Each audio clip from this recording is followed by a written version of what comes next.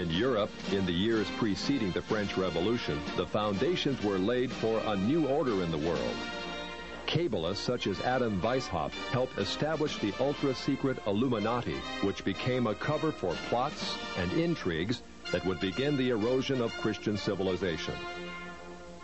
At the same time, beginning with Jewish philosopher Moses Mendelssohn, many Jews began to perceive their religion not simply as a means of personal salvation, but as a way to reform society at large. Many Jewish activists said that, starting with such revolutionaries as Moses and the prophets, Israel had always had the social objective of righting injustice and taking the part of the downtrodden. It was the duty of every Jew, they said, to come to the aid of the oppressed working masses, called the proletariat, in their historic struggle against capitalistic bondage. Many Jews thus came out of the ghetto and took part in all the great revolutions of the 19th century, including the Revolution of 1829 and the Revolution of 1848. It is thus not surprising that as the 20th century dawns, we find Jews turning their attentions to the overthrow of one of the last monarchies still opposing Jewish advancement, the Romanov dynasty of Russia. It is well known that the Jews had long hoped to overthrow the Tsar. It was natural, then, that Jewish philosophers such as Moses Hess and Karl Marx should contrive a philosophy that could make such overthrow possible. It was also natural that international Jewish bankers of New York, London, and Hamburg should finance it. The U.S. State Department, in its 3-volume report on the origins of communism in Russia, published in 1931, reveals how Jewish-controlled German banks under the leadership of Max Warburg conspired as early as 1914 to send large payments to Lenin, Trotsky, and others in their attempts to bring down the Tsar. As part of this conspiracy, Jacob Schiff, head of the New York Jewish banking house of Kuhn Loeb, invested at least $20 million, which would be close to $1 billion today, toward the establishment of Bolshevism in Russia. In its article on socialism, the Jewish Encyclopedia, published in 1905, freely admits that Jews in Russia were ripe for revolution. In Russia, socialism, has become a movement of the Jewish masses.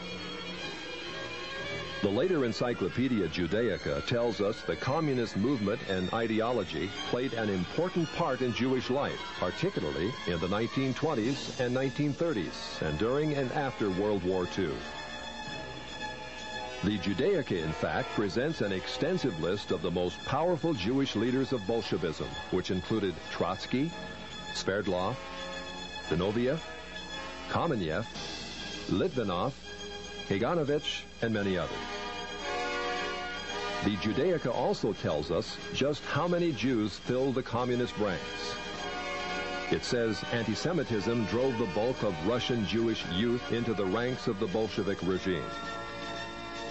When the white Russian patriots heroically attempted to regain their freedom from the Jews, the Judaica says compact Jewish masses were utilized by the Bolsheviks to suppress such counter-revolution. Clearly, Jews and native Russians were engaged in a death struggle over the destiny of Russia.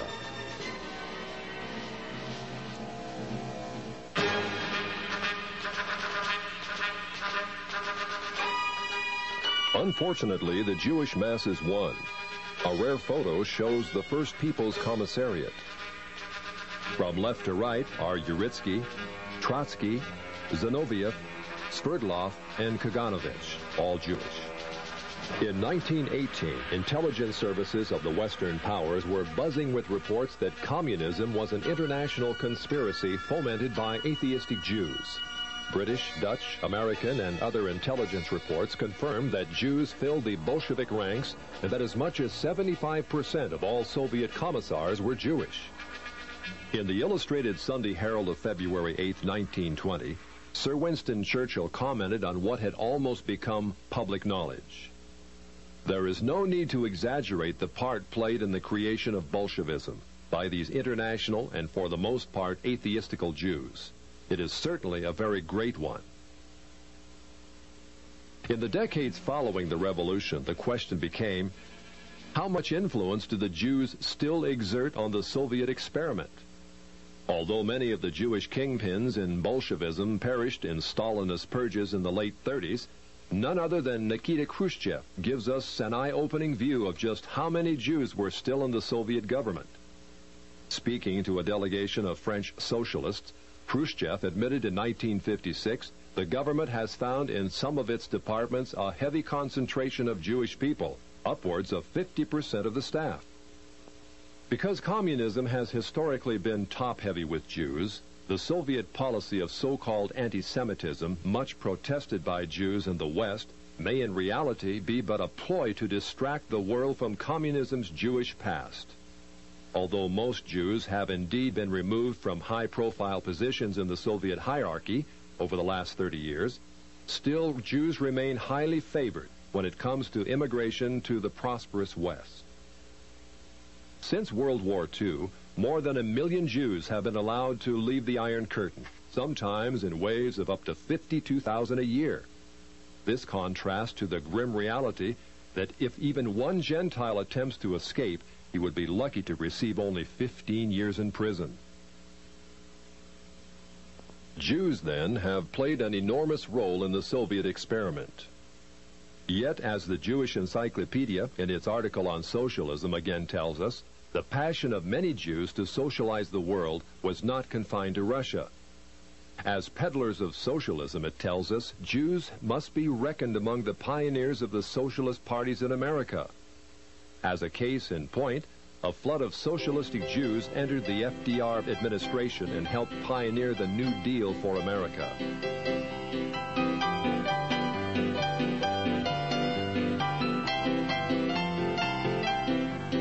The Encyclopedia Judaica says Roosevelt's liberal policies endeared him to the Jewish community, which shared with him an overriding commitment to the welfare state. It is very significant that in letting left-wing Jews into his administration, FDR set in motion a conspiracy that was soon to have the gravest repercussions.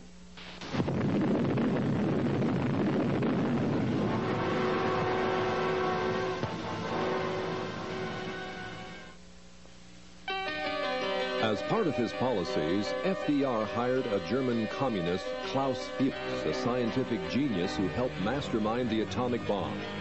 Yet Fuchs also headed a ring of 8 highly influential Jews who delivered the entirety of our atomic technology to the Soviet Union in the early 1950s. They included Julius and Ethel Rosenberg, David Greenglass, Harry Gold, Sidney Weinbaum, Morton Sobel, and others. Of the 10 convicted for espionage, no less than 8 were Jewish. Later in 1957, it was discovered that the Jewish Soblin brothers delivered massive defense secrets to the Russians. They acted upon the orders of the Jewish head of the Soviet secret police, Beria.